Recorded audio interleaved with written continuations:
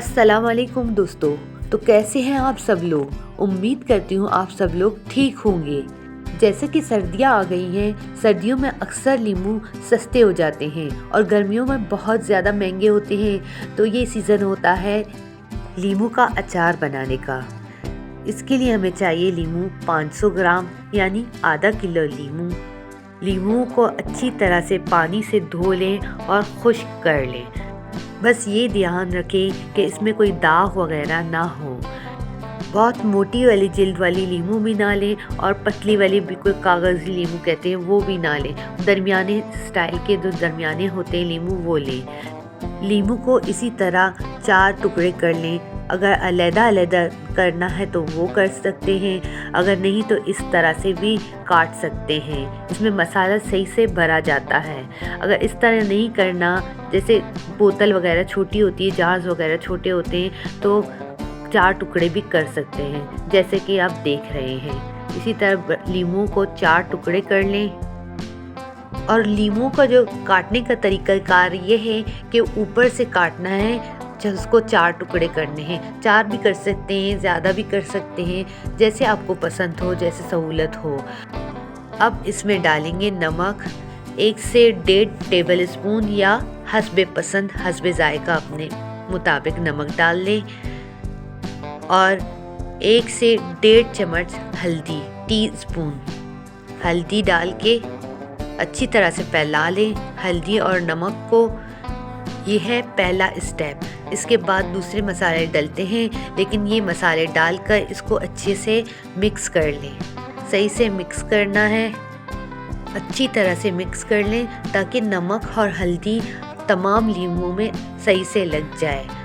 जब नमक और हल्दी लगा लें तो इसी तरह बर्तन को ऊपर नीचे कर लें ताकि तमाम सही से मिक्स हो जाएं, लग जाए एक नींबू को नमक, वरना नरम पड़ जाते हैं और ख़राब भी हो जाते हैं।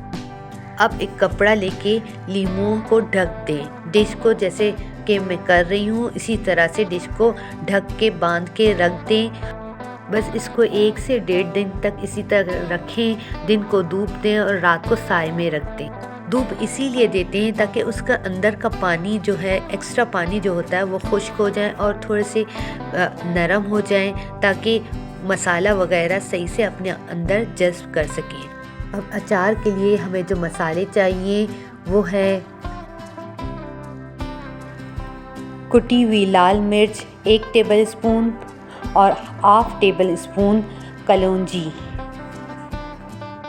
मेथी दाना पिसी हुई 1 टेबल स्पून, राई दाना 1 टेबल स्पून, सौंफ 1 से 1.5 टेबल स्पून पिसी हुई, 3 से 4 जवे लहसुन के पीस लें, ½ टेबल स्पून लाल मिर्च और ½ टेबल स्पून काली मिर्च और 1 टीस्पून नमक। क्योंकि नमक पहले ही डल चुका है इसलिए नमक अभी मसाले के लिए थोड़ा सा डालेंगे।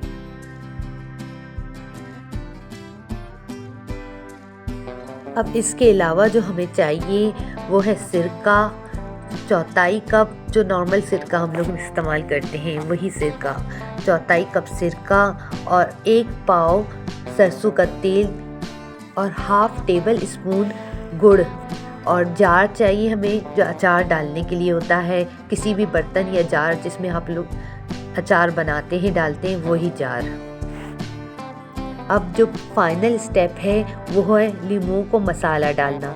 अगर नींबू में थोड़ा बहुत पानी रह गया तो वो निकाल भी सकते हैं या एक दिन मज़ीद डूब भी दे सकते हैं ताकि उसका पानी जो है वो खुश्क हो जाए एक्स्ट्रा। अब नींबू में तमाम मसाले आहिस्ता आहिस्ता करके पहले लहसुन फिर तमाम मसाले एक साथ डाल दें, मिक्स करके सही से मिक्स करके एक साथ नींबू के अंदर जो डिश है उसके अंदर डाल दें।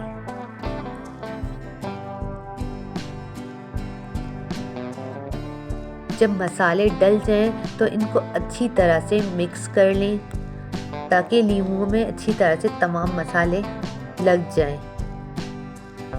अब इसमें डालेंगे 1/4 कप जो हमने सिरका लिया हुआ था वो डाल देंगे और इसको अच्छे से मिक्स कर लेंगे।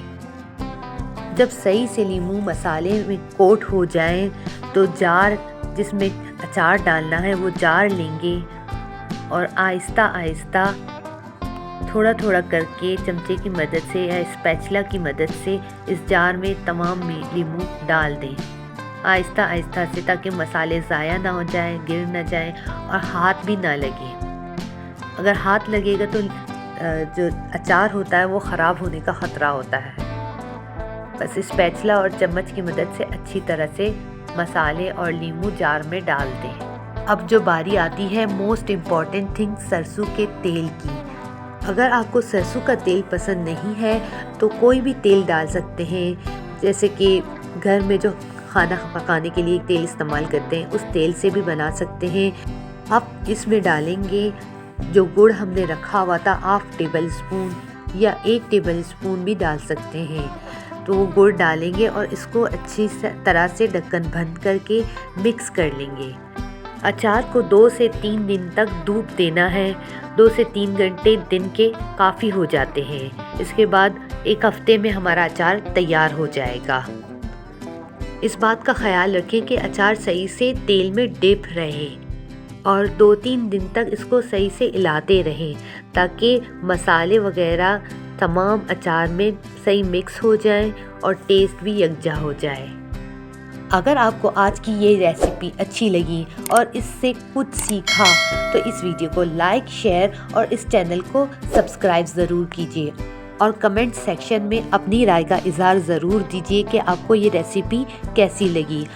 अगर आप आइस केक स्पंज या आइस केक की आइसिंग करने की वीडियोस या मक्खन यानी मार्जरीन की वीडियो देखना चाहते हैं तो लिंक डिस्क्रिप्शन में मौजूद होगा, वहां जाके देख सकते हैं। शुक्रिया।